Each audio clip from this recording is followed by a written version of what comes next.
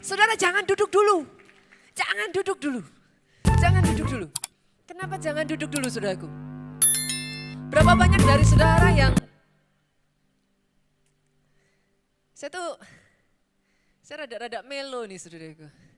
Tapi sebelum saudara duduk boleh nggak lihat kiri kanan saudara dan katakan bangga jadi bagian keluarga Allah. Amin saudaraku. Beri senyummu yang paling lebar. Katakan bangga jadi bagian dari keluarga Allah. Tepuk tangan sekali lagi yang paling meriah buat Raja di atas segala raja. Silahkan duduk jemaat Tuhan. Saya cerita dikit ya saudaraku ya. Sudah ibadah ketiga, habis ini ibadah berikutnya dilanjutin Pak Jo. Jadi saya lama-lamain aja saudaraku. Saya nakal saudara. Oke. Saya itu kemarin malam saudara, seperti biasalah sebelum tidur saya nyembah saudara, saya bawa masuk saya penyembahan. Tiba-tiba di tengah penyembahan itu saudaraku, dengan semua keadaan yang ada ini saudara, saya tuh bisa netesin air mata loh saudara. Saya netesin air mata bukan karena apa-apa saudaraku, saya menyadari kadangkala dibutuhkan keadaan seperti ini untuk seorang manusia itu menyadari kita bersyukur. Dan adalah sebuah kehormatan kita masih bisa beribadah hari ini. Oh kalau mau tepuk tangan jangan separuh-separuh saudara. Itu sebabnya saya katakan kepada teman-teman ayo all out. Ada waktu-waktu tertentu kadang saudaraku, every week kita melayani. Kadang kita disuruh ke gereja aja ngot-ngotan saudara. Tapi waktu-waktu seperti ini saya bisa menyadari, saya bisa merasakan, saya pribadi pun kemarin seperti ditemplak Tuhan. Believe it or not saudaraku, bagi saya berkhotbah itu adalah sebuah perjuangan. Kalau saya bisa memilih pelayanan yang lain saudaraku, saya akan memilih pelayanan yang lain Pak. Tapi kalau sudah berbicara tentang mandat, kita belajar untuk taat saudaraku. Tapi kemarin malam dasar cewek saudara. Saya jadi melo-melo saudaraku. Saya tiduran, saya nyembah Tuhan, saya katakan Tuhan, truly kita menyadari kalau masih ada waktu kita bisa melayani Tuhan. Saya katakan ke teman-teman do it all out. Sebisa yang kau bisa lakukan, do it the best. Itu adalah salah satu kehormatan yang diberikan kepada kita sebagai anak-anak Tuhan, saudaraku. Jadi hari ini kalau saudara masih diberi kesempatan untuk bisa beribadah, take the best. Ambil yang terbaik sebanyak yang bisa saudara ambil. Sia-sia saudara datang siang hari ini kalau tidak ada kehausan dan kelaparan rohani, katakan amin yang paling keras. Sama-sama sudah datang di tempat ini 2 jam ini, take it all. Ambil yang terbaik saudaraku. Karena hari-hari ini saya semakin bisa melihat, saya semakin dibuat takjub saudaraku. Bu, kenapa saya takjub? Saya mempersiapkan khotbah ini Bu, saya tahu bagaimana proses persiapan khotbah ini. Saudaraku khotbah di gereja kita, anak-anak media tahu itu lebih baik dari saya. Khotbah di gereja kita Pak, enggak ada yang namanya hari ini khotbah, kemarin baru jadi khotbahnya itu enggak ada saudara. Bu, khotbah-khotbah di gereja kita itu sudah jadi months ago. Berbulan-bulan yang lalu, not even when we listen about corona, not at all. Khotbah ini sudah dibuat jauh sebelum itu saudaraku. Tetapi yang membuat saya takjub, saya kagum dengan Tuhan saya saudaraku, adalah apa yang sudah dibuat berbulan-bulan bahkan ketika kita tidak mengetahui apapun. Dengar ini baik-baik saudaraku, Tuhan mempersiapkan, Dia orchestrate semuanya begitu rupa. Sehingga tepat pada waktu dibutuhkan, kita tidak mengganti khotbah sedikit pun. Khotbah itu berbicara satu demi satu, satu demi satu. Berapa banyak dari saudara yang minggu lalu hadir, saudara? Boleh saya lihat tangan terangkat? Wow. Tahukah saudara, minggu yang kemarin kami tidak merencanakan perjamuan kudus. Itu memang sudah jatahnya waktunya perjamuan kudus. Jadi itu bukan sesuatu yang diada-ada Pak. Tapi Tuhan orchestrate semuanya. Firman Tuhan tidak diubah oleh Pastor Jonathan. Itu memang firman yang sudah disiapkan berbulan-bulan yang lalu. Tapi firman itu tepat di tengah-tengah keadaan yang sangat pas, saudaraku. Berbicara stand in faith. Berdiri tegak di dalam iman saudara. Karena perlindungan darah Yesus jauh lebih berkuasa. Oh aminnya kalau mau amin sekali lagi. Yang saya tahu IR3 kalau amin, Soho Capital, come on. Aminnya lebih dahsyat dari ini, teriakan haleluya. Yes. Tahukah saudara apa yang Tuhan ingatkan buat saya ketika saya merenungkan semuanya itu, saudara? Di tengah saya lagi melo-melo, Pak. Tuhan ingatkan saya satu hal ini. I am the author and the finisher of your faith. Aku ini yang menulis semuanya. Aku sutradara agung.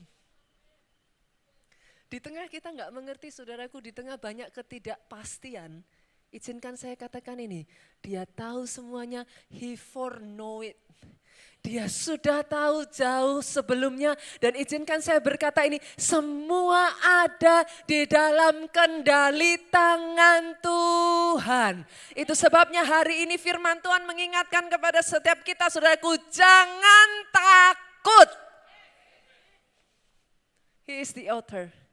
He knows the beginning. He knows the end of it. Kalau khotbah setiap minggu saja yang tidak direncanakan, dia atur begitu rupa, Pak. Apalagi pribadi lepas pribadi di tempat ini, tidak satu pun dari saudara yang tidak masuk di dalam perencanaan Tuhan. Itu sebabnya Tuhan katakan kepada setiap kita, apa saudaraku, duduk di sebelah kananku. Sampai ku buat musuhmu bertekuk lutut di hadapanmu. Saya berdoa itu jadi atas kehidupan saudara. Aminnya yang paling keras, jadi atas kehidupan saudara. Hari ini saudaraku saya akan menyampaikan saudara, sepanjang 1 bulan ini. Firman Tuhan itu berbicara tentang satu mandat yang Tuhan berikan buat gereja kita. Mandat untuk liberate our nation. Jujur saudaraku, waktu pertama kali saya menyampaikan khotbah ini, I still do not get it. Gimana ya? I don't know how. Tapi hari berjalan, I can see it even clear. Lebih jelas dan lebih jelas, saudaraku. Hari ini saya akan berbicara tentang yang namanya unseen war, Bu. Peperangan yang tidak terlihat. Unseen war. Pak, sekali lagi saya harus katakan, ini tidak ada perencanaan sebelumnya diubah dan lain sebagainya. Ini sudah dibuat months ago. Tapi mengingatkan kepada kita saat ini, saudaraku. Pada saat Yosua bahkan diberi mandat untuk merebut tanah perjanjian. Bolehkah saya katakan ini, saudaraku? Sadar tidak sadar, siap tidak siap. Dia tahu di depannya ada peperangan yang harus dimenangkan. Kalau yang saudara tangkap tahun kemuliaan Tuhan, saya berdoa saudaraku. Hari ini cepat-cepat ikat perjanjian dengan Tuhan. Kenapa saudara? Saudara harus ikat perjanjian. Karena Keluaran 34 ayat 10. Orang-orang yang mengikat perjanjian dengan Tuhan. Apa yang dikerjakannya dalam hidupmu. Sungguh dahsyat. Oh sekali lagi kalau tepuk tangan, come on. Kenapa saya katakan demikian saudara? Make an agreement Pak. Dia Tuhan yang suka make a deal. Dia bukan Tuhan yang copy paste. Buat hidup saudara. Orang yang di sampingmu, it's different. Make a deal with him and prove him. Buktikan. Ketika saudara make a deal dengan dia, satu demi satu saudaraku. Bahkan dalam situasi apapun, saudara akan melihat, he orchestrate everything. Dia buat yang secara manusia mustahil jadi mungkin. Kenapa saya berani katakan demikian saudaraku? Karena peperangan yang saudara hadapi saat ini unseen war. Peperangan yang tidak dilihat oleh mata. Itu sebabnya Efesus 6 ayat 12 dengan jelas mengatakan ini. Karena perjuangan kita bukan melawan darah dan daging. No. Tetapi melawan pemerintah-pemerintah. Melawan penguasa-penguasa. Penghulu-penghulu dunia yang gelap ini. Ini yang disebut Alkitab saudaraku. The prince of the air, melawan roh-roh jahat di udara. Kenapa saya katakan demikian, saudaraku? Oh yes, saudara. Apa yang terjadi? Tadinya saya juga enggak mengerti, saudara. Jujur. Kalau saudara yang mengikuti khotbah saya,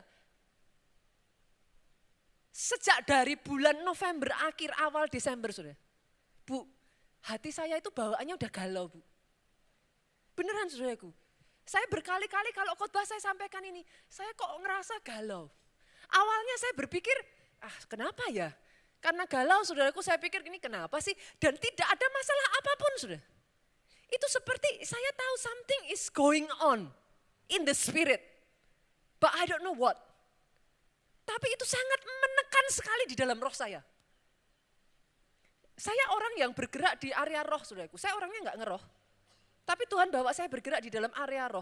Jadi ketika terjadi peperangan di dalam alam roh, tanpa saya sadari itu menekan sekali di hati saya, Pak. Enggak enak sekali rasanya, Pak. Awalnya saya berpikir, cuman hal seperti ini ya sudahlah, saya alihkan, Bu. Saya pikir saya nonton film-film yang lucu-lucu aja. Ya benar, saudaraku. Saya nonton film lucu, ketawa-tawa, selesai itu galaunya enggak hilang, saudaraku. Saya pikir, sudahlah, saya jalan-jalan. Saya jalan-jalan, happy, shopping kan, saudaraku. Dasar cewek kan. Saya jalan-jalan, shopping, happy, pulang, galaunya enggak hilang. That time I understand. Itu bukan di perasaan, saudara. It's something wrong in the spirit. Tapi saya enggak tahu itu apa. Waktu berjalan, pulang dari Nigeria. Saya tuh tahu saya dapat, I know I got something. Tapi galaunya itu enggak hilang. Rasanya enggak enak sekali, Bu. Seriously. Saya tuh sampai gini sama Pak Jo, sayang, aku tuh kenapa ya? Apa jet lag ya? Saya pikir saya jet lag, Pak. Tapi setelah saya pikir-pikir, no, jet lag enggak kayak begini. Itu seperti ada urge, dorongan yang begitu besar untuk puasa dan berdoa. Saudara. Tapi berapa banyak dari saudara yang tahu, roh penurut, tubuh lemah, saudara. Daging lemah. Saya tahu itu dorongan dari roh, tapi daging saya tuh masih gini. Mungkin yang lain. Jadi saya kayak tarik-tarikan tuh kencang sekali. Dalam diri saya tahu something is happening. Itu seperti gini loh, saudaraku. Tahun kemuliaan itu seperti kayak Tuhan tuh sudah gini. Cap meterai itu sudah diketuk. Tahun kemuliaan itu sudah pasti, saudara. No doubt. Saudara jangan khawatir, masalah keadaan seperti apapun jangan khawatir. Tahun kemuliaan itu seperti sudah diketuk. Tapi yang saya rasakan ini seperti tariannya kencang sekali. Berkali-kali saudaraku, saya katakan ini kalau saudara masih ingat. Apa yang terjadi di gereja kita, semua mujizat yang terjadi di gereja kita. Maafkan saya Pak, it's not about our church. Ini berbicara tentang ada agenda besarnya Tuhan atas Indonesia. Berkali-kali saya katakan, saudara yang mau masuk dalam agenda ini, no doubt tahun kemuliaan itu milik saudara. Karena ini Tuhan ini sedang mau kerja besar, saudara. Saya bisa merasakan ini something is happening. Dan apa yang terjadi di Indonesia ini, itu bukan hanya agenda Indonesia, Pak. Dengar ini baik-baik, saudaraku. Pegang perkataan saya ini. Revival untuk dunia bersegera terjadinya. Ini bukan tentang Indonesia, saudara. Di dunia saat ini sedang terjadi the unseen war. Kadangkala, saudara, ini yang saya bisa katakan. Yang tidak terlihat itu seringkali, kadangkala lebih tahu daripada kita, saudara. They know it will come. Tapi mereka itu berusaha tarik sekencang mungkin. Selagi mereka masih bisa, mereka itu berusaha rampas sebanyak mungkin. Tapi dengar ini baik-baik, saudaraku. Yesaya 60 ayat yang kedua, sejak dari awal gereja kita sudah di warning. Kita buka yuk, Yesaya 60 ayat yang kedua. Kita lihat, sama-sama kita baca 2-3, sebab sesungguhnya kegelapan menutupi bumi, kekelaman menutupi bangsa-bangsa. Ini bahasa aslinya shadow of death, saudara. Kekelaman itu bahasa yang dipakai itu shadow of death. Shadow of death itu bayangan kematian, saudara. Itu menutupi bumi. Dengan kata lain, saudara baca ayat ini kan sejak dari bulan Januari kan. The beginning of January, gereja kita tuh sudah dapat ini. Tapi bukankah kita seringkali anak Tuhan Itu kalau dapat pesan, Tuhan kan udah ngomong, sebab sesungguhnya. Itu artinya Tuhan ngomong gimana sudah? Hei, beneran lu. Ini beneran. Ini enggak bercandaan. Tapi kita anak Tuhan, jarang yang membaca sesuatu as is. Ya kan? Baru kalau sudah terjadi, semakin memanas, semakin naik, kita baru beneran, ternyata memang beneran. Sudah bisa mengerti yang saya maksudkan? Tapi saudara lihat, pesan Tuhan yang Tuhan benar-benar ingatkan kepada saya, hati-hati dengan fokusmu. Saudara memilih melihat yang mana saudaraku? Sebab sesungguhnya memang beneran, gelap beneran. Karena memang Alkitab berkata, kegelapan menutupi bumi. Bahkan kekelaman menutupi bangsa-bangsa. Memang benar gelap.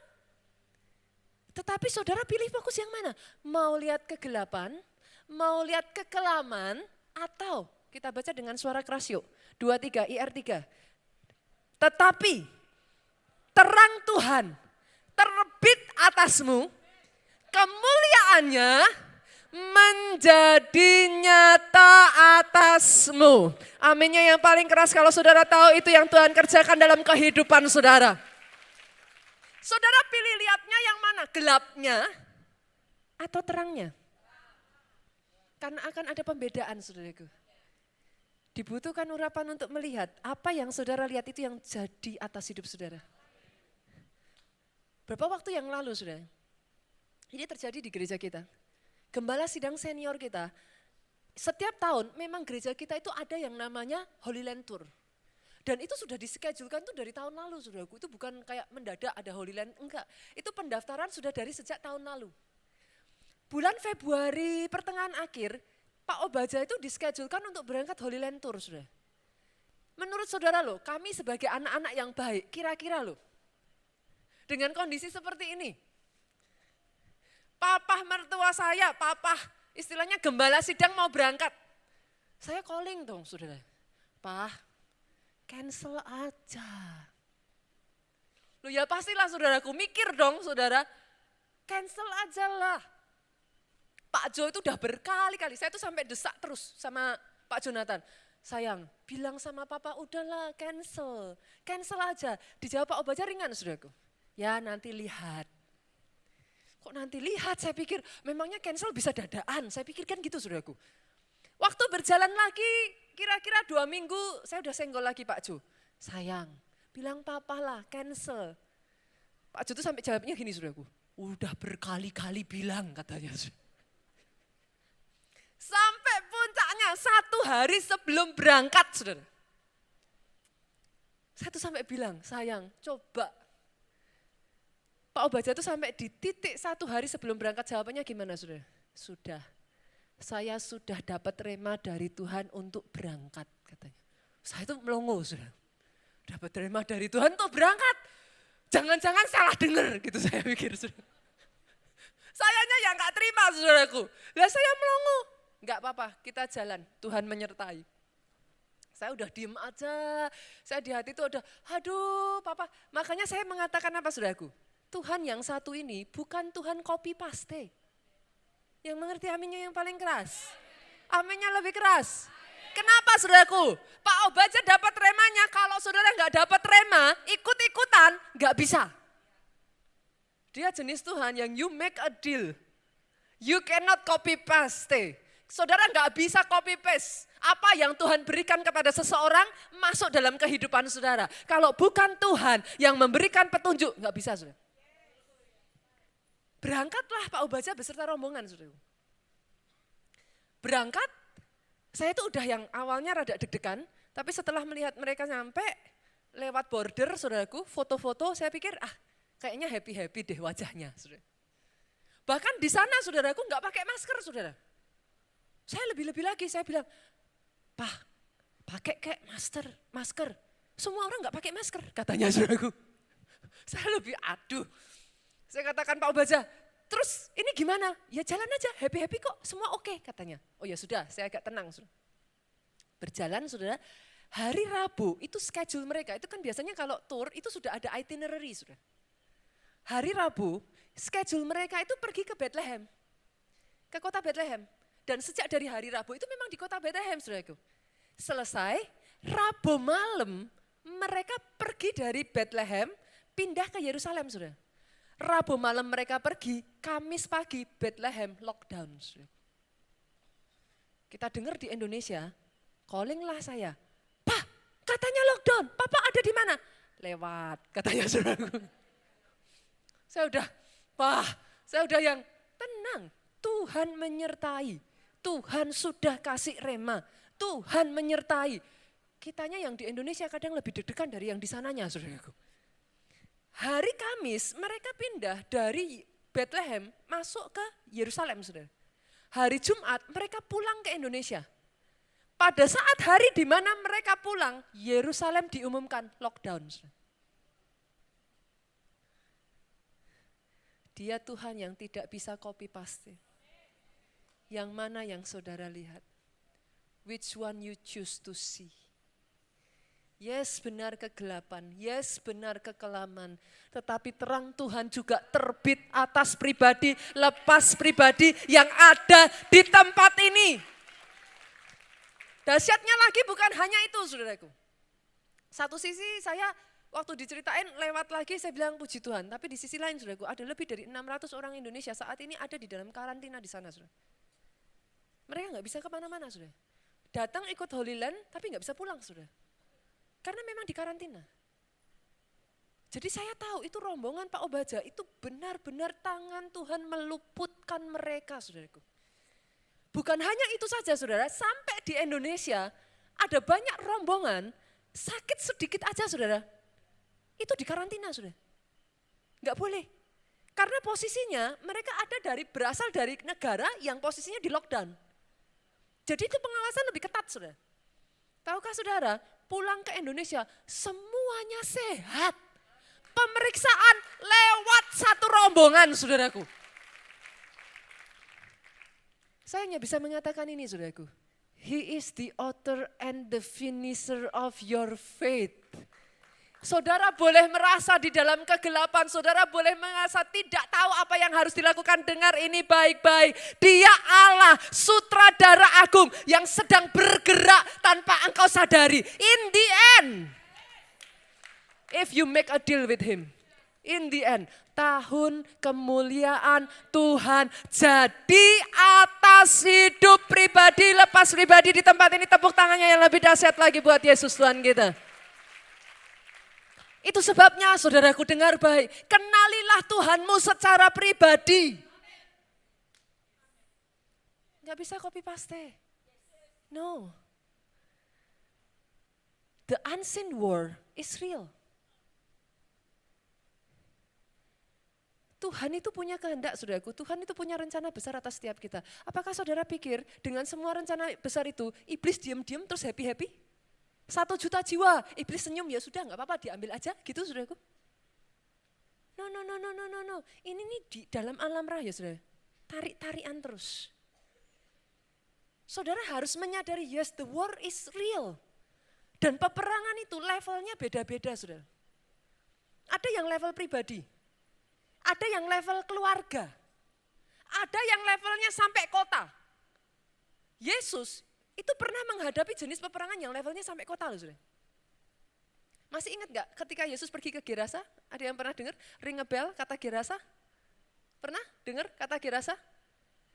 Tahukah saudara yang tidak banyak orang mengerti, pada saat Yesus diperintahkan misi ke Gerasa, bawa orang Gerasa mengenal Tuhan.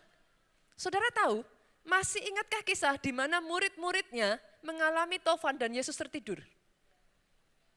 Itu kejadiannya kapan, saudara? Di perjalanan Yesus menuju Gerasa. Belum sampai kotanya, sudah terjadi peperangan.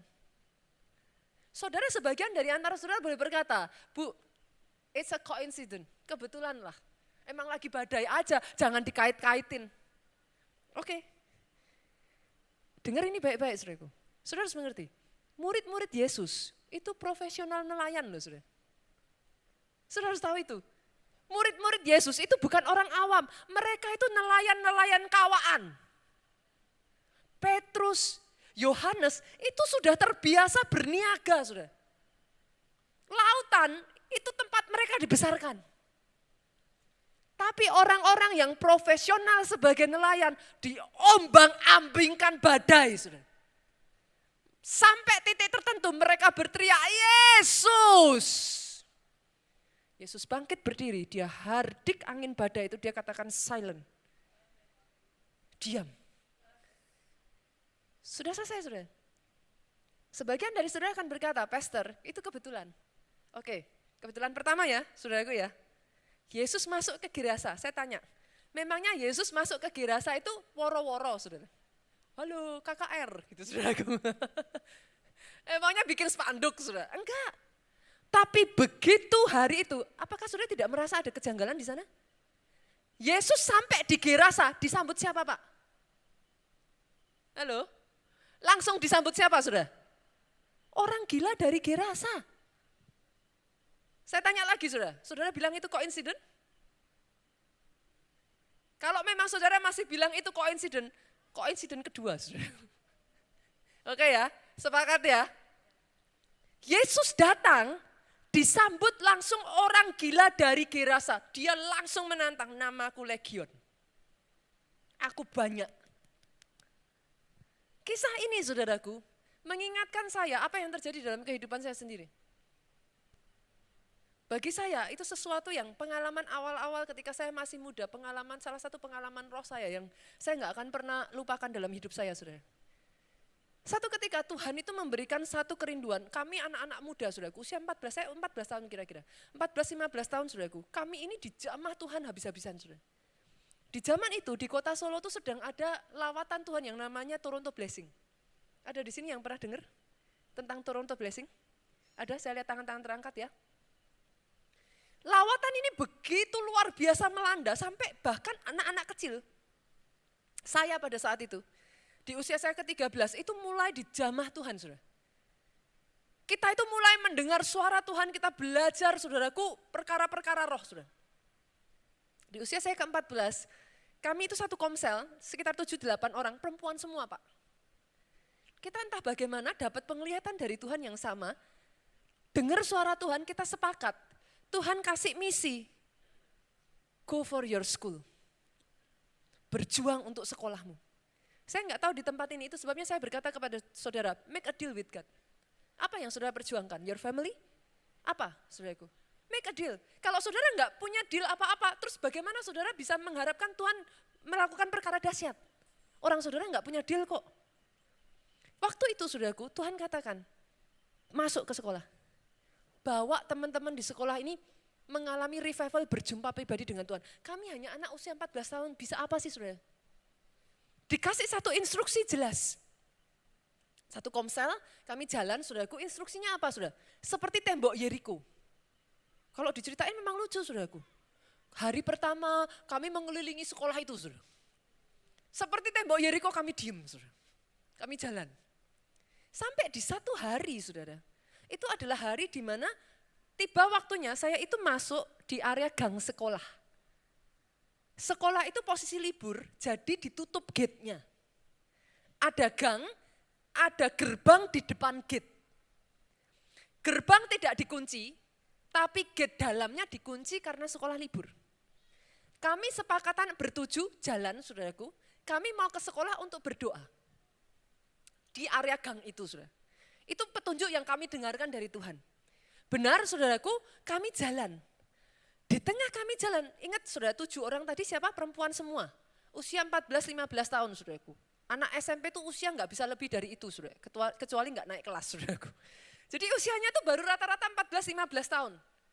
Bertujuh cewek. Di tengah jalan kami tuh dihadang seorang gila saudara. Satu orang gila itu menghadang kami di tengah jalan. Maaf saudara, kami 7 cewek semua, ini orang gila cowok. Dan maaf saudaraku, orang gila cowok ini benar-benar telanjang penuh saudaraku. Benar-benar sama sekali bugil saudara. Bukan hanya bugil saudara, di depan kami bertujuh cewek-cewek, dia nari-nari saudaraku. Saudara bisa bayangin rasanya kami seperti apa saudara. Kami bertujuh masih usia 14-15 tahun, dihadang orang gila seperti ini. Kami gandengan tangan, bahasa roh saudara. Kami hanya bisa gandengan bahasa roh. Kami cepat-cepat berusaha lari menghindari ini orang gila saudara. Tapi tahukah saudara, orang gila ini ngomong apa saudara? Apa mau kalian? Kalian mau ngambil sekolah itu kan? Itu milikku. Oh itu kami semuanya kaget loh. Lihat kiri kanan, loh kok bisa tahu? Kan gak mungkin tuh salah satu teman saya telepon orang gilanya saudaraku. Gak mungkin, jelas gak mungkin. Tapi dia bisa tahu saudara.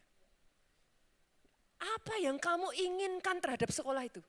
Itu milikku. Kami udah gak mikir dia ngomong apa saudaraku. Bahasa roh lari saudaraku. Ya bertujuh cewek semua mau gimana saudara, masih kecil-kecil semua saudara. Kita lari sampai titik tertentu, kita lihat ke belakang, udah hilang. Tenang saudara, kita udah lega, wah hilang, puji Tuhan. Kami masuk saudara, sekali lagi tadi saya katakan apa? Di depan dikunci, di belakang dibuka. Enggak ada gemboknya. Oke? Kami masuk ke gang itu saudaraku.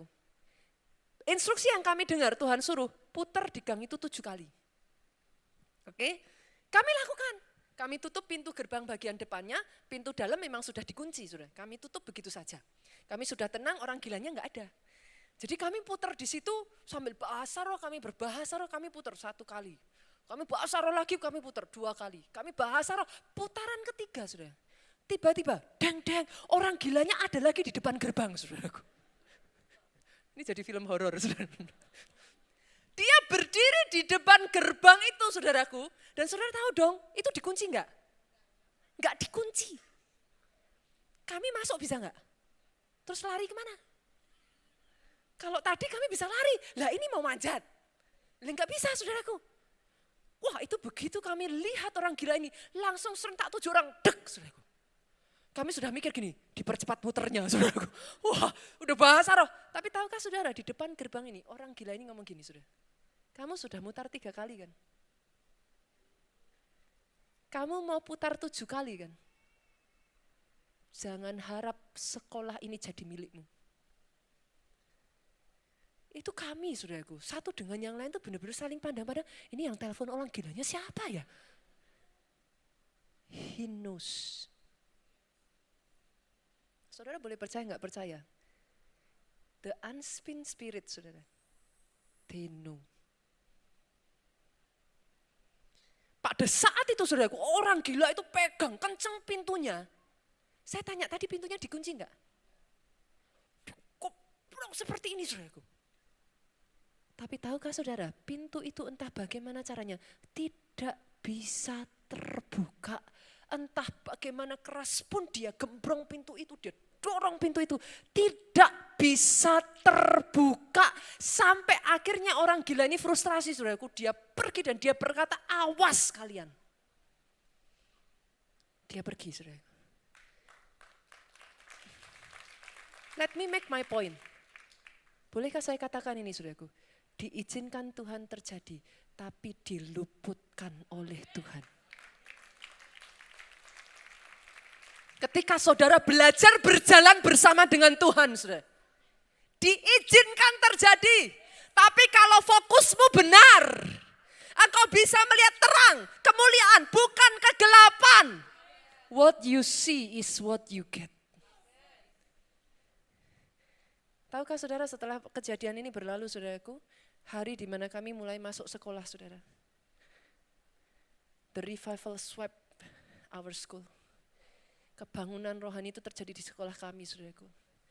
Anak-anak yang tadinya maaf saudaraku, nakal, mabuk-mabukan saudara, anak-anak yang saudara tahulah belum usianya kan kita SMP itu saudaraku, tapi udah punya sepeda motor, udah punya mobil saudaraku, anak-anak ya maaf saudaraku, tidak dikaitkan dengan basketball, tapi tipe anak-anak yang benar-benar mereka itu sama sekali tidak peduli dengan hal-hal rohani saudara. Dari satu demi satu orang saudaraku. Teman saya, dia hanya pegang 1 orang, dia masuk ke sekolah saudaraku. Itu the presence of God, itu so strong saudara. Teman saya itu cuma megang bahu temennya kayak gini, dia lihat kok wajahnya kayak agak sedih, dipegang bahunya, di tap seperti ini saudaraku. Dia cuma ngomong gini, Yesus love you. Saat itu juga Bruce nangis, gak bisa berhenti saudara. Dia bingung kok dia seperti itu, kenapa dia nangis gak bisa berhenti. Hari itu juga terima Yesus. Saudara. Itu terjadi begitu saja satu demi satu, saudaraku. Akhirnya kami mengadakan persekutuan semacam komsel, saudara. Zaman itu belum ada komsel itu baru mulai, saudara. Kami kumpulkan teman-teman dari yang tadinya 7, 8, jadi 10, 10 jadi 20, 20 jadi 30, 30 jadi 40, 40 jadi 50. Anak-anak itu kumpul di belakang kloset, saudara. Karena takut ketahuan guru.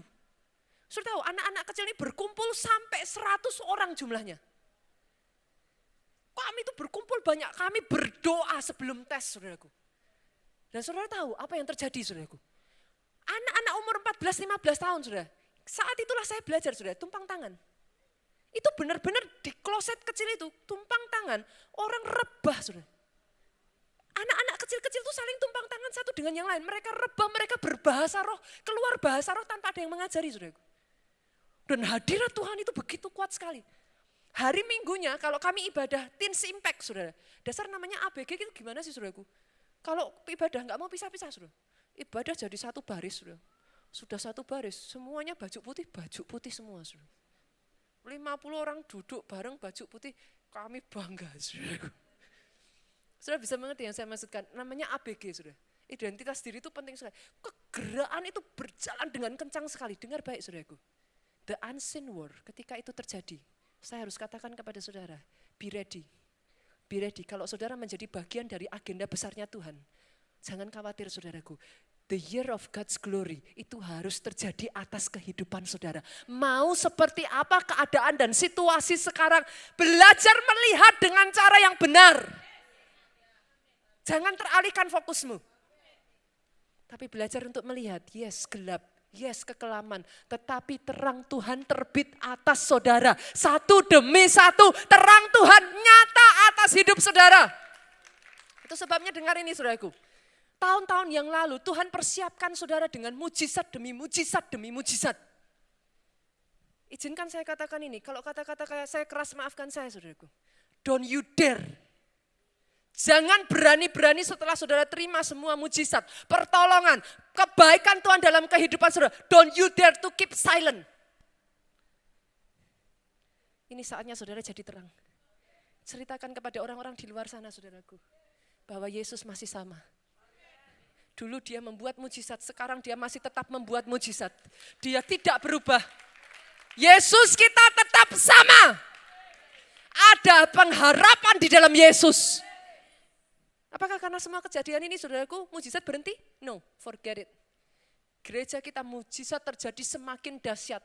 Kemarin saya membaca satu kesaksian, saudaraku. Satu orang bapak. Di tengah situasi seperti ini banyak yang dirumahkan, banyak yang dipecat, saudaraku, banyak yang dikeluarkan dari tempat pekerjaan. Bapak ini yang terjadi sebaliknya, saudara. Bukannya dikeluarkan, dapat penawaran, mau ditarik ke perusahaan lain dengan gaji 2 kali lipat. Mau ditarik, dia cuma diem aja. Entah bagaimana dari perusahaannya dengar tentang hal itu. Mereka rapat, memutuskan memberi dia gaji lebih dari 2 kali lipat. Ketika dipanggil, saudaraku, Pak, kami tahu kamu mau ditarik ke perusahaan lain. Kamu stay di sini aja, kami kasih kamu gaji 2 kali lipat. Saudara tahu apa? Dia kasih syarat apa, saudara? Perusahaannya udah mikir, saudara. Wah, nanti jangan-jangan minta 3 kali lipat, saudaraku. Saudara tahu apa? Dia katakan dia kasih syarat apa, saudara? Dia minta satu syarat. Saya akan tetap stay di tempat ini dengan satu syarat. Dia minta apa, saudaraku? Di perusahaan tempat dia bekerja, dia minta satu ruangan. Ruangan itu harus bisa saya pakai. Ditanya bosnya, buat apa? Untuk Komsel dan Pondok Daud. Dia nggak minta yang lain, dia nggak minta tambah jadi 3 kali, dia nggak minta yang aneh-aneh, dia cuma minta sama bosnya, aku mau di perusahaan ini ada Pondok Daud, ada Komsel. Bosnya begitu dengar, terserahlah kamu maunya apa, yang penting kamu stay. Tapi tahukah saudara, bukan ruangan ecek-ecek yang diberikan, VIP room-nya diberikan kepada orang ini untuk mengadakan Pondok Daud, untuk melakukan Komsel di perusahaannya, saudaraku. Boleh saya dengar tepuk tangan yang paling meriah? Ada seorang lagi jemaat, saudaraku. Pekerjaannya itu jual anjing. Saudara di sini ada nggak ya yang hobi memelihara anjing? Ada? Banyak ibu-ibu nih suka nih, saudaraku. Dia ini tapi bukan hanya jual sembarang anjing, saudara.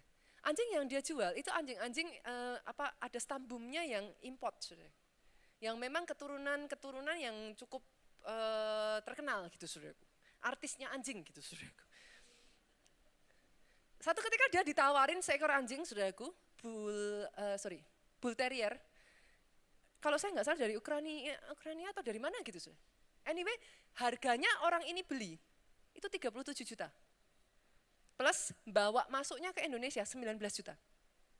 Jadi harga anjingnya berapa, saudara? 66 juta, segitu nggak mahal, saudaraku. Kalau memang dari luar tuh orang-orang yang sampai pecinta binatang itu ngeri-ngeri harganya, saudaraku. 66 juta, saudara. Dia mau jual sama jemaat kita ini, dia bilang, udah deh kamu kasih saya untung sedikit aja nggak apa-apa. Hitung-hitung ini tinggal satu saya bawa, yang lain udah terjual. Tinggal satu saya lepas ke kamu deh, kasih keuntungan saya sedikit. Saya lepas.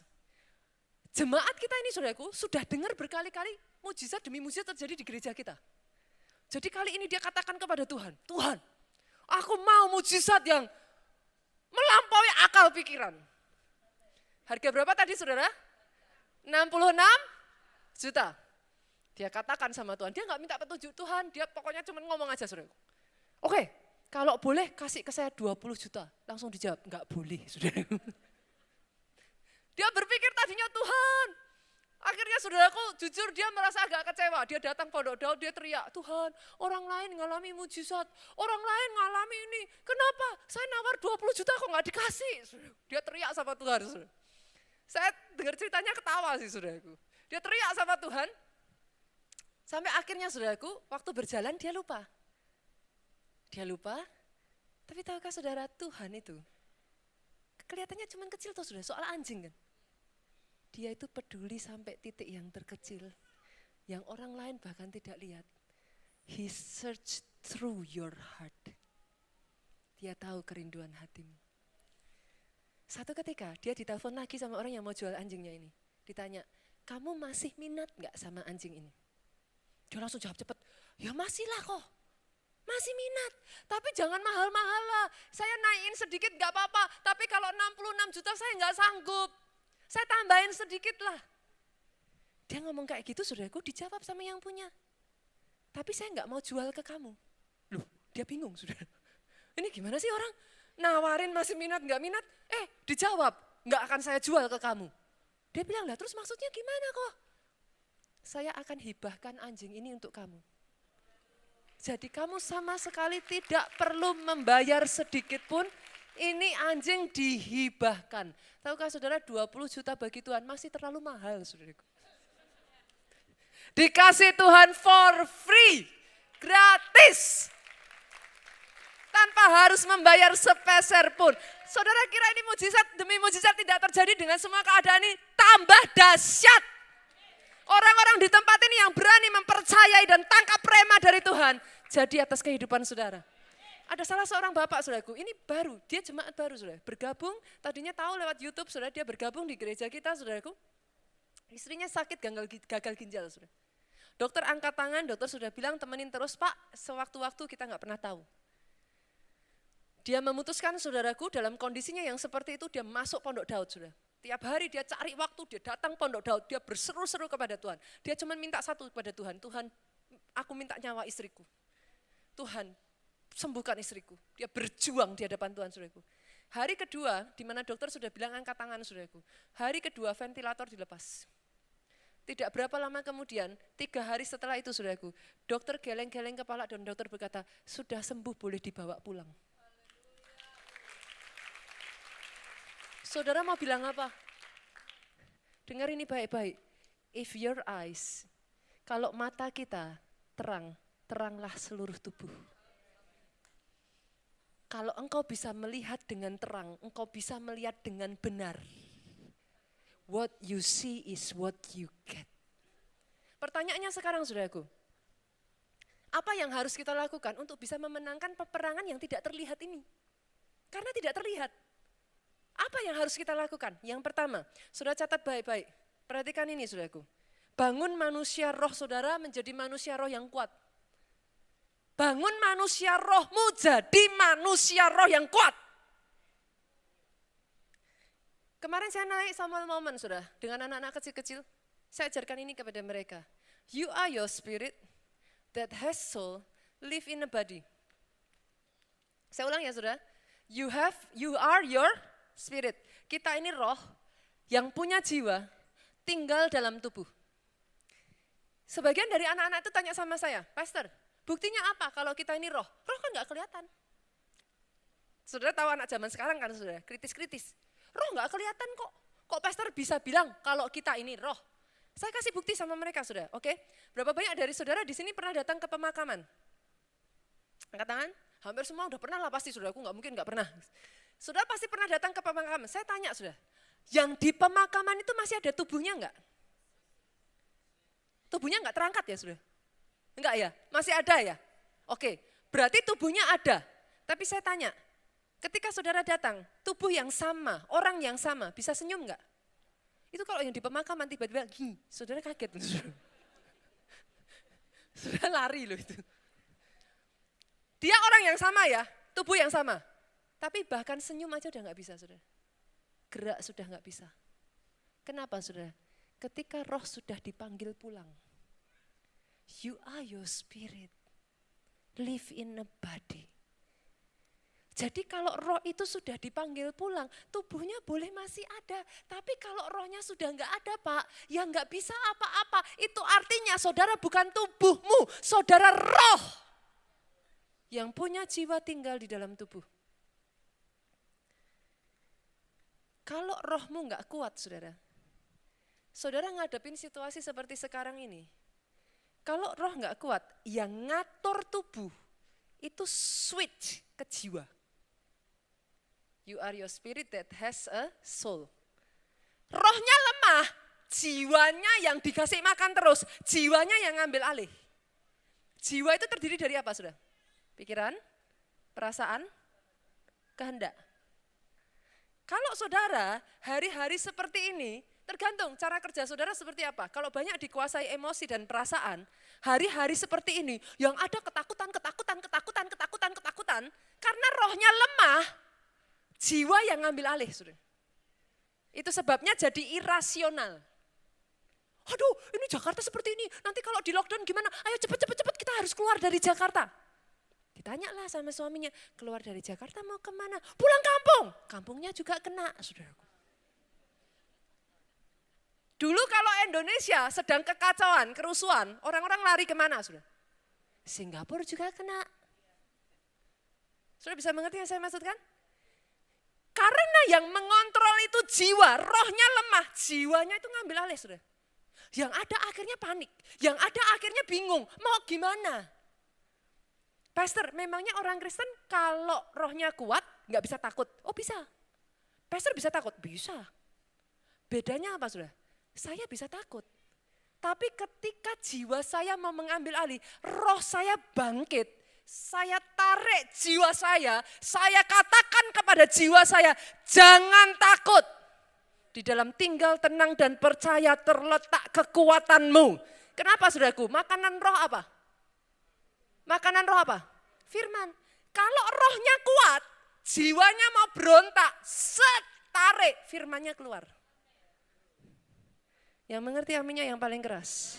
Yang mengerti aminnya yang paling keras. Beda dengan kalau jiwanya lebih kuat dari rohnya. Itu sebabnya hari ini saya ingin mengingatkan kepada setiap kita yang ada di tempat ini, saudaraku. You are your spirit. Saudara itu bukan jiwamu. Saudara itu roh, punya jiwa. Saya tanya, di sini yang punya hewan peliharaan siapa? Punya hewan peliharaan ya, Bu ya? Oke, saya tanya, Bu, bosnya ibu atau peliharaannya? Loh. Oh, soalnya banyak anak Tuhan tuh salah kaprah loh, saudaraku. Loh, kenapa saya tanya? You are your spirit that has soul. Artinya bosnya siapa? Hah? Tadi ibu punya hewan peliharaan kan, Bu? Punya.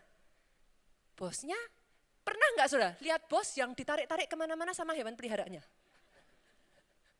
Loh, saudara ketawa toh? Ketawa toh? Banyak orang Kristen kayak gitu. Loh, beneran. Karena rohmu lemah, enggak pernah dikasih makan, Gak pernah dikasih firman, rohmu tidur. Saudara kalau gak makan, yang terjadi apa? Lemes kan? Rohmu tidur, dia gak mati, dia tidur. Di saat dia tidur, jiwa ini yang ngambil alih. Itu sebabnya ketika jiwa yang ambil alih, orang-orang yang emosional saudaraku, mau pukul karena rohnya tidur, jiwanya langsung aja KDRT. Biar orang Kristen, hari Minggu pelayanan, Seninnya KDRT. Loh jangan heran saudara, loh jangan heran, emangnya jaminannya apa? Orang Kristen bisa ini? Enggak. Orang Kristen yang rohnya lemah, orang Kristen yang rohnya mati, yang take control, itu jiwanya. Itu sebabnya hari ini dengar baik, rohmu harus kuat. Loh pastor, memangnya kalau mau pukul orang Kristen yang rohnya kuat gimana? Oh iya, tetap jengkel ada enggak? Bisa jengkel enggak? Mau gini, firman Tuhan langsung ngomong sudah. Karena makanan roh apa? Firman. Firman langsung ngomong, kasihilah istrimu. Seperti Yesus mengasihi jemaat. Tangan masuk kantong, saudara. Saudara bisa mengerti yang saya maksudkan? Roh yang kuat itu akan mengontrol. Hari ini saya berdoa, saudaraku, jangan sampai ada banyak orang Kristen di sini amnesia, saudara. Oh ini saya ingatkan terus. You are your spirit. You are not your soul. Titik terendah, saudara. Orang kalau spiritnya tidur, tubuhnya enggak diasah, jiwanya enggak diasah. Titik terendah yang berkuasa siapa, saudara? Tubuh. Itu sebabnya ada orang-orang enggak bisa mengalahkan hawa nafsu. Saudara bisa mengerti? Sampai di titik yang paling parah, saudara bisa mendengar berita-berita seperti, maaf saudaraku, pembunuhan. Kenapa saudara? Jiwanya enggak diisi, rohnya enggak diisi, yang ngambil alih siapa? Tubuhnya. Sampai titik tertentu saudara bisa melihat, dia tahu dia dosa, dia tahu yang dia lakukan itu enggak benar. Tapi daging ini, Alkitab ngomong apa saudara? Daging itu, roh penurut tapi daging, nah. Kalau rohnya enggak bangun saudara, berapa banyak dari tempat ini saya berdoa saudaraku, jangan pernah mau lagi diseret oleh jiwamu. Jangan pernah mau lagi diseret oleh tubuhmu. You are your spirit. Live in a body that has soul. Tempatkan pada proporsi yang benar. Didik jiwamu, taat pada rohmu. Bu, kalau punya binatang peliharaan, enggak mau taat, diapain bu? Nah, saudara bisa mengerti? Maaf saudara, saya memakai perumpamaan ini supaya lebih gampang. Bukan berarti saya berkata berarti jiwa kita, enggak saudaraku. Bukan, saya memberi perumpamaan ini supaya saudara mengerti. Kalau jiwa saudara enggak mau mengikuti roh saudara, didik dia. Didik dengan cara bagaimana saudaraku? Isi rohmu. Isi dengan apa? Capcay? B2? Enggak. No. Isi dengan firman. Itu makanan roh. Kehendak Tuhan, itu makanan roh. Berdiam diri di dalam hadirat Tuhan, itu siraman untuk roh saudara. Jadi hari-hari ini saya tantang saudara, justru di waktu seperti ini bangkit banyak-banyak isi diri saudara dengan doa. Isi diri saudara, jangan diisinya hoak. Orang Kristen tuh sukanya kadang copy paste itu loh saudaraku. Enggak peduli sumbernya apa, copy paste aja. Bolehkah saya katakan ini? Nama setengah saudara siapa? Beberapa minggu yang lalu saya sampaikan sudah. Hah? Nah ada yang ingat nih, katanya terang sudah. Kamu adalah terang dunia. Enggak amnesia kan sudah? Enggak kan? Masih ingat kan? Kamu adalah terang dunia. Artinya saudaraku, dalam diri saudara yang namanya terang enggak bisa bawa hoax. Terang itu enggak bisa bawa keresahan sudah. Di mana ada terang ada damai sejahtera. Di mana ada terang ada rasa kepastian. Boleh enggak hari ini janji saudaraku? Kita berjanji stop hoax. Jangan usil jarinya. Bunita, tapi kan saya mau membagikan, saya mau berbagi, saya mau sharing. Percaya saya, saudara enggak perlu berbagi, ada orang lain nanti yang sudah berbagi. Ya, bedanya kita kalah cepat. Seringnya orang Indonesia kepengennya nomor 1 yang membagikan. Kan? Kadang enggak peduli mau sumbernya apa, salah enggak, menimbulkan orang jadi cemas atau takut atau apa. Ingat baik-baik sekali lagi, kita ini terang. Apa yang kau bagikan, apa yang kau sharingkan harus membangun iman. Tidak boleh mendatangkan keresahan. Lebih baik saudaraku, pastor berarti kalau seperti itu lebih baik gimana? Gak usah di-sharingin, nanti ada orang lain kok yang nyaringin. It's okay, percaya saya. Hitungan waktu aja. Saudara diem, ya, ada orang lain di grup saudara, masukin pasti. Kan informasinya ya itu aja kan saudaraku, diputer kan. Jadi cukup saudara diem, justru saya berdoa saudara dari tempat ini, di tengah keresahan, boleh enggak saudara, saya tantang saudara, cerita dong ke mereka bahwa Yesusmu tetap sama. Cerita dong bahwa ada mujizat di dalam Yesus. Cerita dong, yang sakit pun bisa sembuh kok. Ya mengerti aminnya yang paling keras. Yang kedua saudaraku, belajar pemetaan rohani. Yosua waktu diutus mengambil tanah perjanjian, dia utus mata-mata saudara. Mata-mata ini punya peranan yang sangat penting, apa saudara? Dari semua orang, Yosua itu paling mengerti peranan pentingnya seorang mata-mata. Kenapa saudara? He is one of them. Dia seorang mata-mata yang pernah diutus oleh Musa. Dia tahu berapa pentingnya peranan seorang mata-mata. Tahukah saudara apa peranan mata-mata? See the unseen. Apa yang teman-temannya tidak lihat, dia harus bisa melihat dengan benar. Tergantung apa yang dia lihat dan berita apa yang dia bawa, keselamatan bangsanya ditentukan oleh itu. Boleh saya lihat di sini imam-imam di rumah tangga saudara, bapak-bapak boleh angkat tangan saudara? Boleh saya lihat bapak-bapak di sini angkat tangan saudara? Pak, maaf saya katakan ini Pak. Apa yang Bapak lihat menentukan keselamatan satu keluarga Bapak? Saudara bisa bayangkan enggak kalau saya sebagai gembala sidang saudaraku, Pak Jo sebagai gembala sidang, hari ini saudara ibadah, terus saya bilang gini, jemaat keadaan semakin menyeramkan. Ini sedang panas-panasnya. Kira-kira loh saudara datang di sini tuh saudara terima impartasi apa? Halo? Tadi pagi ada yang bilang ke saya gini, pulang aja Bu kalau gitu Bu. Saudara bisa mengerti yang saya maksudkan? Saudara sebagai kepala, ibu-ibu dengar baik. Impartasi yang kau berikan menentukan seperti apa anakmu. Oh yes, KKS, halo? Apa yang kau impartasikan menentukan orang yang ada di bawahmu. Bapak-bapak, ibu-ibu, businesswoman, businessman, apa yang kau impartasikan menentukan karyawan yang ada di bawahmu. Doa saya yang kau impartasikan terang. Terang hanya bisa membawa terang, terang tidak bisa membawa kegelapan. Sejak dari hari ini petakan keadaan saudaraku. Kenapa harus dipetakan? Saudara harus melihat musuhnya siapa sih? Kalau saudara nggak lihat musuh, itu paling menakutkan saudara. Kalau saudara nggak ngerti musuhnya apa, kita jadi random. Kita nggak tahu what to do. Itu sebabnya tahu dulu musuhnya. Yang ketiga, kenapa? Kalau sudah tahu musuh, lancarkan serangan balik. Saudara. Musuh kita siapa, saudara? Coba kita petakan yuk.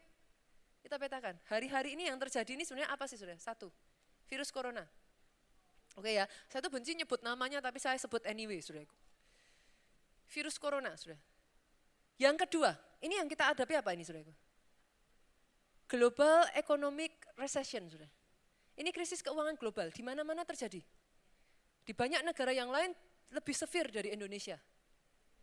Yang ketiga, yang kita hadapi apa ini Pak? Teror. Coba saudara ikuti aja berita itu terus. Ada damai sejahtera di situ? Saudara tiba-tiba imannya bangkit. Oh yes, terang Tuhan terbit atasku, gitu saudaraku. No, semakin saudara ikuti, ketakutan itu semakin mencekam. Kalau enggak hati-hati, saudara cuman flu aja. Demam, langsung jangan. Tanda-tandanya, ini seperti yang tertulis. Apalagi karena pilek saudara, pilek kan mau nafas susah kan. Jangan. Saudara bisa mengerti yang saya maksudkan? Saudara ketawa karena ngalami kan? Karena ada hari-hari ini orang-orang itu tercekam, saudara. Itu kalau saudara nggak menyadari ya, itu roh itu berusaha mencengkeramkan ikatannya, saudara. That's real. The unseen war itu jangan diremehkan, saudara. Saudara harus bersihkan diri saudara dengan firman-firman yang membangun imanmu. Pernah nggak ngerasa setelah ketakutan seperti itu dengar iman, tiba-tiba tuh di sini beda, saudara? Berasa ya? Berasa ya saudaraku ya. Itu sebabnya saudara harus tahu, kalau sudah tahu 3 musuhnya, yang ketiga, yang terakhir sudah, serang balik Pak. Loh ya jangan diserang, jangan diem aja tuh sudah. Pastor katanya orang Kristen pukul pipi kanan, kasih pipi kiri. Ya jangan saudaraku. Kalau ini kasusnya beda saudara. Pipi kanan kasih pipi enak aja saudara. Serang balik. Lu kok didiemin terus saudara ikut jadi penyebar hoax itu gimana? No. Ikut jadi penyebar vaksinnya corona. Apa vaksinnya corona saudaraku? Faith. Iman. Minggu lalu khotbah Pak Jo, menentukan kemenanganmu. Corona bukan tidak sesuatu yang kita tidak serius tangani saudara, serius. Tapi masih ada banyak penyakit-penyakit yang lain. Berapa banyak orang yang terkena kanker. Berapa banyak orang terkena penyakit-penyakit lain. Yang tingkat kematiannya jauh lebih tinggi saudaraku. Jadi fokus saudara, jangan bisa ditarik di dalam kecekaman takut saudaraku. Vaksin terbaik yang bisa dimiliki saat ini. Yang beredar dan ada tersedia. Namanya iman saudara. Aminnya boleh yang paling keras yang saya dengar di tempat ini. Dunia belum menemukan vaksin corona saudaraku. Tapi Tuhan sudah menyediakan buat saudara dan saya. Itu sebabnya jangan takut dan gentar hatimu. Kuatkan dan teguhkan hatimu. Serang balik dengan cara apa? Perkataan deklarasi profetik.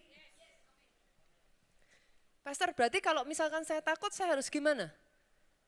Pastor memangnya enggak pernah takut? Ya takut. Terus kalau takut pastor gimana? Kalau saya takut saudaraku, saya perkatakan firman. Oh ya beneran saudara. Loh berarti halu dong pastor? Enggak halu. Berarti munafik dong? Enggak. Karena firman Tuhan berkata apapun yang kamu doakan, minta dan doakan. Percaya kamu terima maka itu diberikan. Itu yang saya perkatakan. Saya terus berkatakan secepat datangnya, lebih cepat lagi berlalunya. Setiap kali itu yang saya perkatakan, saya menolak untuk memperkatakan ketakutan. Kalau saya tahu bahwa dengan mendengar berita-berita itu, saya jadi ketakutan, saya batasi itu, saya tutup handphone saya saudara. Saudara harus tahu kapan untuk membatasi diri saudara sendiri. Tutup, mulai perkatakan di dalam Yesus ada pengharapan. Mulai perkatakan saudaraku, firman itu obat, mendatangkan kesembuhan. Mulai perkatakan saudaraku, jangan mau cuma diem, diterima aja, ngikutin aja, ngeflow. Kok ngeflow? Karena aku ngeflow gitu saudara. Enggak ada, no, jangan diikuti. Lawan dengan perkataan profetik, lawan dengan doa. Perkatakan, nubuatkan saudaraku, segera berlalu. Loh, nubuatkan terus saudaraku. Nah kalau tidak ada anak-anak Tuhan yang bangkit untuk berdoa, ini mau kapan selesai? Doakan Tuhan bawa, Tuhan bangkitkan orang-orang yang tepat untuk menciptakan vaksin dan lain sebagainya. Doakan mulai perkatakan hal yang positif saudaraku. Tuhan bawa damai sejahtera atas Indonesia. Tuhan berkati pemerintahan yang ada. Tuhan mampukan supaya presiden beserta dengan seluruh jajaran menangani dengan baik. Daripada terus menjelek-jelekkan. Dapat apa memangnya? Yang mengerti katakan amin.